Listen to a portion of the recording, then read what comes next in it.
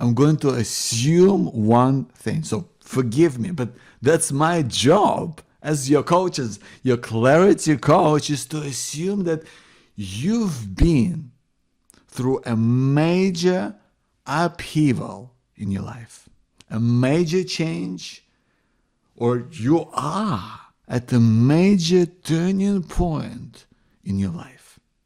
I think that's why you're here. So forgive me for doing that, but I think that's the reason why me and you are here today. Because that's why you want to believe in yourself. That's why you want to be in the place where you have the confidence and you're driven. You're driven by the sense of purpose, by something that you must do. And maybe you don't even know what that is. But you know you want it because that's how we are. That's what makes us feel alive. That's what makes us feel good. That's what makes us find our way. That's what helps us to figure things out. Even if you do feel lost, even if you don't know what you're doing, if you have no idea, even if you feel scared, if you feel like you don't know what's going on, you can figure things out. I want you to know I'm here for you. I'm here for you. I believe in you. I believe in your ability to figure things out because, listen, aren't we all capable of so much more than we think? We are capable of so much when it comes to our ability to reach for our goals and dreams and hopes. We are capable of so much more when it comes to giving our best. We're capable of so much more when it comes to growing and feeling like you're making progress and you're growing, you're moving somewhere. But most importantly, it also in our capacity to heal. I believe we can all do that. That's why I'm here. That's why I wrote this book, Finding Hope in Times of Uncertainty, a guide to thriving in a challenging world of today. It's why I'm do clarity first. I'm a coach. It's my coaching program. I love coaching because I get to help people get breakthrough clarity, just get that transformation and support them on their journey towards healing, towards giving and growing beyond what they could ever think. Because that's the life that I've been. That's why I'm here. That's why I do what I do. That's why I'm studying my community, Trust Plus One, for trauma survivors, bringing us together so that we can give, grow, and heal together. And I believe in you. And I don't know whether you define your experience as trauma, but one way or another, you've been through things, haven't you? You've been through stuff in your life. You've been through difficulties. You've been through those times where you had no idea what was going on, and maybe you were scared, and things were really just falling apart, and maybe you felt like you were falling apart, and yet you're here. You're here, and I want to champion you for doing your best to keep going, even if things don't feel right sometimes, but here you are. I want to thank you for being here. Thank you for watching this, for hearing this. I'm here with you. I'm going to share with you the best of what I know about believing in yourself. And a huge part of that comes from accepting yourself as you are, your true self, including our challenges, including our struggles, including those times when things didn't go right.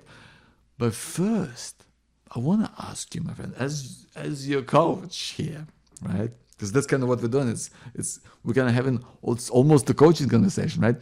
I want to ask you a personal question. Why? Why is it important for you to believe in yourself? I know that sounds weird, you know. I know that sounds weird because, like, what does that have to do with anything? But when you know why you believe, why you want to believe in yourself, you can get there so much faster. You can stay on track. You can really like go for it. You can really just figure things out because it means something to you. We create meaning, right? And we attach meaning to things.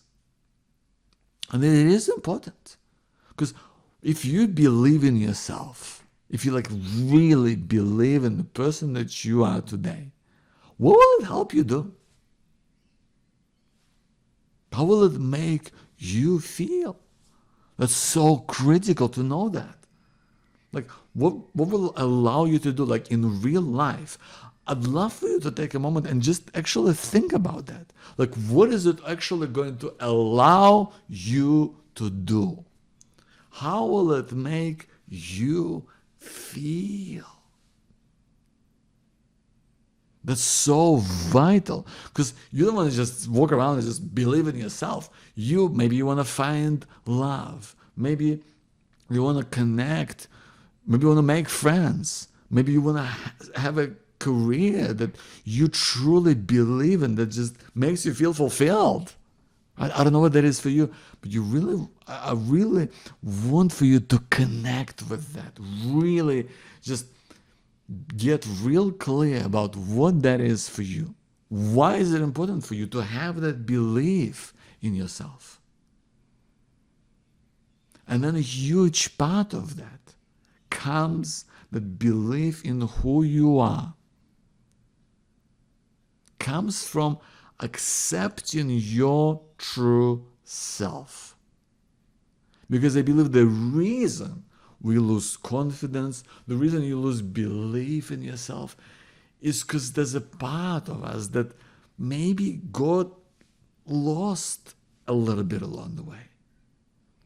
Maybe there's a part of you that is kind of craving to come out, to be known, to heal. That's why it's so vital to have that moment and that space to reflect about what that is for you. And acceptance isn't something that just, think of it and just happens on the spot. Acceptance is something we do, right? And sometimes you don't even know what's gonna make it happen. What's gonna bring that realization. What's going to really reconnect you with what that is. But that is part of that healing journey of acceptance, is figuring out what that is for you. I'm going to tell you how. We can go about doing that in a minute. But I want to share with you the time for me recently in my life where I had no idea. Like, I wasn't in a place where I was going, I have to accept myself. I want to believe in what I'm doing, But I was just in a place I felt like something was missing. I felt driven. I mean, in that moment, I felt like I wanted to write a play.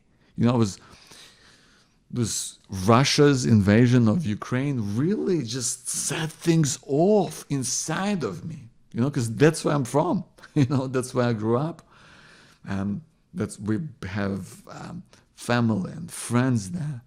But when I was hearing these stories of rape, the stories of torture, story of murder and pillaging and happening like at scale.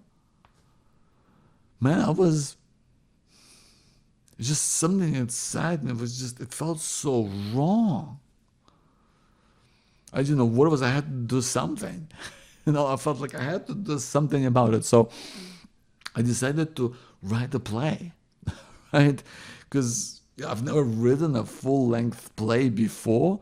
But when I was in my 20s, I did this short course on writing 10-minute plays, which was a lot of fun. I loved it. I made a bunch of friends there. We wrote these plays that were 10 minutes long, and we would get together and we would like put on a night of plays where we had actors and we would direct our own plays, and it was a lot of fun. I loved it. It was so much fun. I just felt like so fulfilled. It was a great time in my life. But it was a complete amateur, but I loved it. And so I thought I wanted to do something that was live, that would bring people into that space. And so I started, as you know, I just started writing. I started writing like crazy each day. Every day I would write. Every spare moment that I had, I would be writing.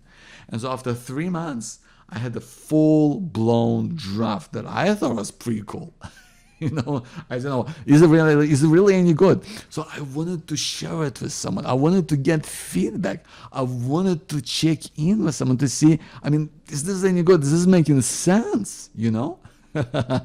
So I thought, well, what would I do? I better go to people who get it. I better go to people who really like, who understand playwriting and the whole world of theater.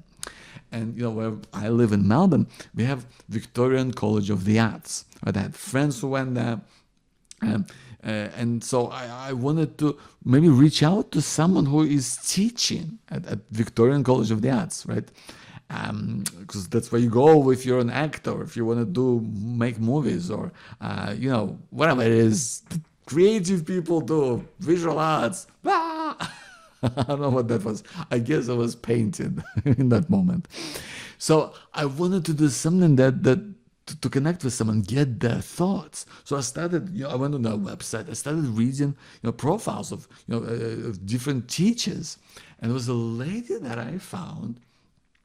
I was reading about whatever she was doing, but I also read that she was doing this.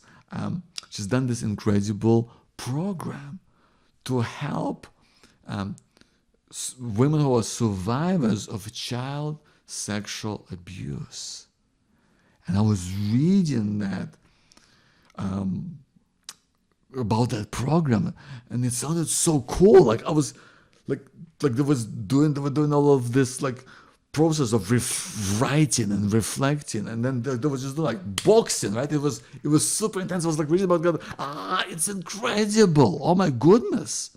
Like, it sounded so cool. So I wrote her an email right away, right? I said, listen, I want to thank you so much for what you're doing, because it kind of speaks to something that I've experienced, and I love what you do. But listen, I'm writing this play, and I want to make it the best it can be, and I'd love to get your thoughts, because you're gonna get it, what this whole world is about. I'd love to get your feedback.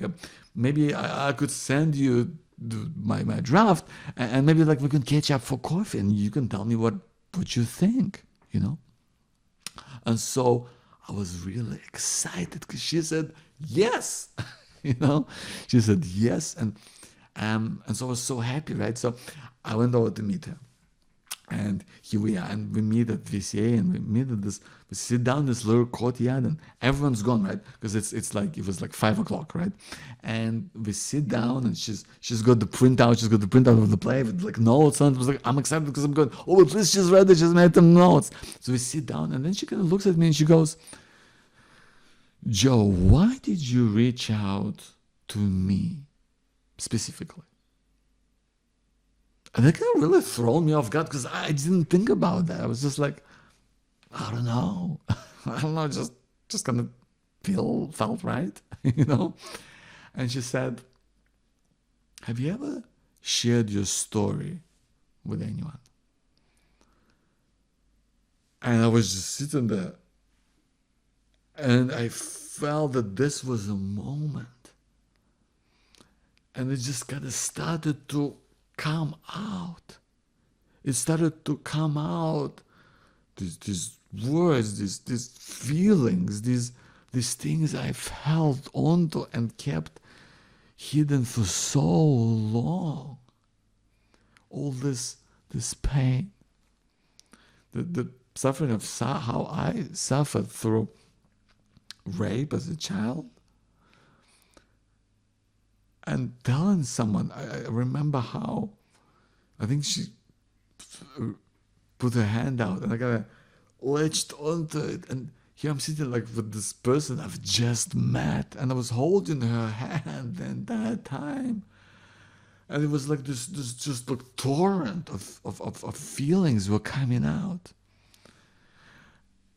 And it felt so weird, but it also felt so right. Because I haven't felt so understood in such a long time. I haven't felt so understood in such a long time. Because I was speaking with another survivor. And she said to me, she said, Joe, you're a survivor. By the way, I didn't know what that word meant at the time. She said, you're a survivor. Who is this play for? Because we need to hear your voice. We need to hear your voice. We need to hear what you've been holding back.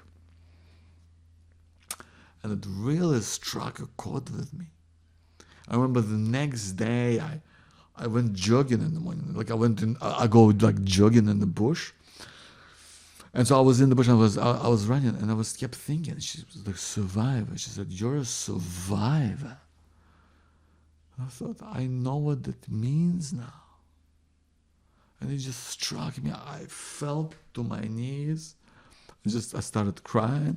I was like, you're a survivor. You know what that means now.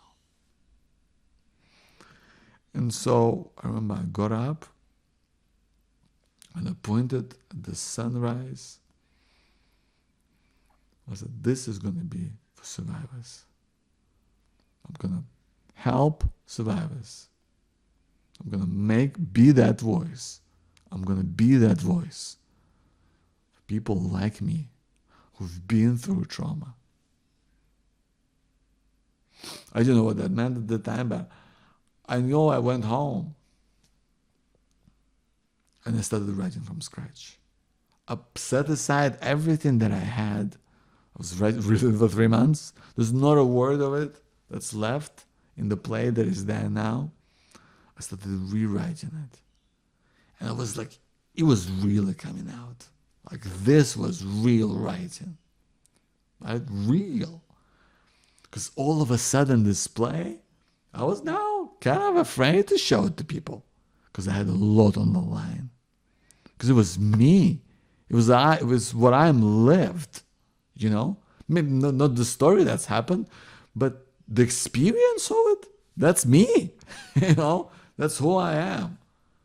And that part that was hurt, that was locked away for years, that caused so much suffering and pain and fear, I accepted that part of me. That I am who I am. You are who you are. Despite of everything that has happened to you, you are who you are. You're still here, my friend. We're still here. Despite what anyone may think, we are still here. We survived.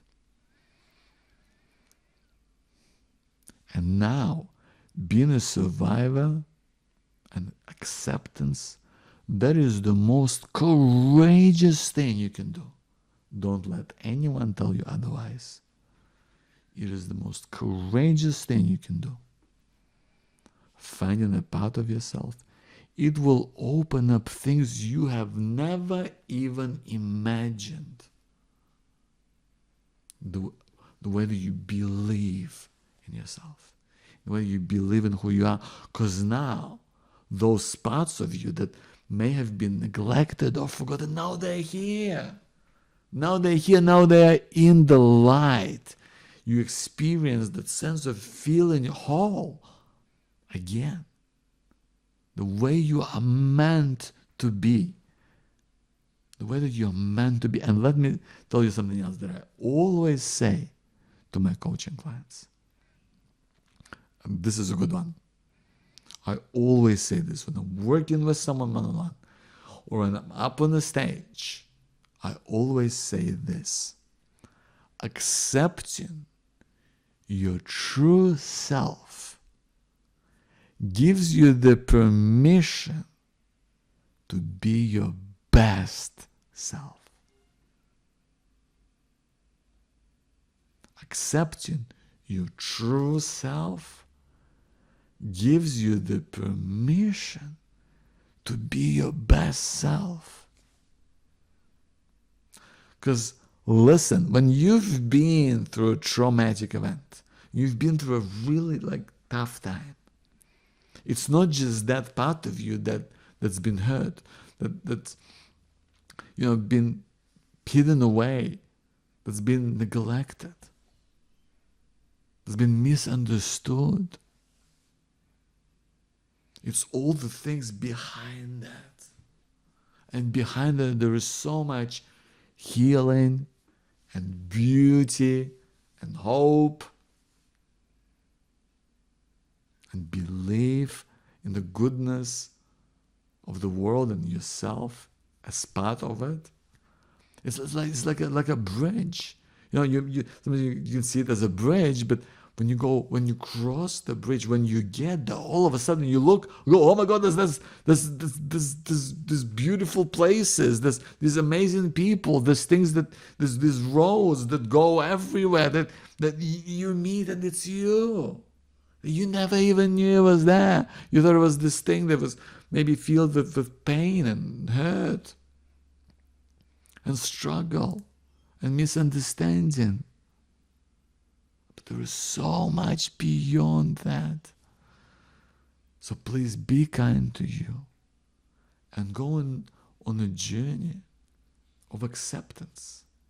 Because when I say acceptance, I don't mean that other people, you need to be accepted by other people. I also don't mean that it means that you should accept that things will always be the same. There's only one kind of acceptance, the way that I see it, and that is self-acceptance. Accepting your true self, the most courageous thing you could ever do. And maybe you don't know where to begin. Just like I didn't know. I didn't know. Even as I was writing this moment, I still wasn't even thinking about my experience of going through rape as a child and what that meant to me, and all those things that prevented me from doing or achieving or feeling for so many decades. I knew somewhere at the back of my mind, I knew it was important, but I pushed it so far away that it didn't even come up. But acceptance, it's active. It's there. It's a big thing, Acceptance isn't like we're gonna just sit there and wait for it to happen. Acceptance is something that you do, right? Acceptance is how you express yourself. Expressing yourself fully through your body, whether that's exercise, movement, dancing, even if no one sees it for you, maybe it's yoga, maybe it's sport. Expressing your true feelings through journaling, through being creative in whatever way it makes sense for you. Because I don't know you, I don't know what you feel like creative, and maybe you don't either. Maybe the way that you do it is you go and you reconnect with something you've done before, something you care about, something that just speaks to your heart. Like for me, it was playwriting. I was a complete amateur, right? But I felt like, I want to go there. Or maybe it's discovering something new. It's saying, what, I'm gonna give this a try. I'm gonna see how this goes. Maybe something that you want the world to see. Maybe it's just you do something for you. Whatever it is, but it's in the act of doing things that we accept yourself so much more. And the more you accept who you truly are, the more you believe in yourself. Those two things, they're connected. It's one and the other, right? You believe in your true self because there's nothing to hold back now. You feel whole, you feel complete, because that's how you are. And we lose that through our struggle. We lose that through these things that just come into your life that hits you. Because you deserve to be happy, my friend. You deserve to be happy. You deserve to, what I always say, part of happiness, part of belonging, part of purposeful life is our ability to heal, to give, and to grow. And we do that by acting on it. Don't wait. Chances are, if you're anything like me, you waited for so long to heal, to get therapy, to explore things that you love doing, to seek even greater level of connection and self-expression with people. What's the one thing you could do or try today? What would it be? To get you to that next step on your healing journey, your journey of acceptance, where you get to believe in the person that you are, the life that you truly deserve for you. I'm here for you, my friend. I'm cheering you on. I want you to remember that we all have this power to be happy, to see greater clarity in everything that we do, to show up at our best every single day, and to hold on, hold on to hope. No matter how crazy or messed up life gets, that things can and do change for the better. They really do, my friend. They do change for the better. I'm here for you. My name is Joe Bakhmutsky. Thank you for being here, my friend. And please share this with 3 people you know. 3 people who might benefit. Because you don't know what people have been through. And maybe someone in your life just needs to hear this right now. Maybe they don't even know it. Maybe you don't know it. But maybe that will serve them. My name is Joe. Thank you for being here. Please share this with 3 people in your life. Thank you for being here. I'll see you soon.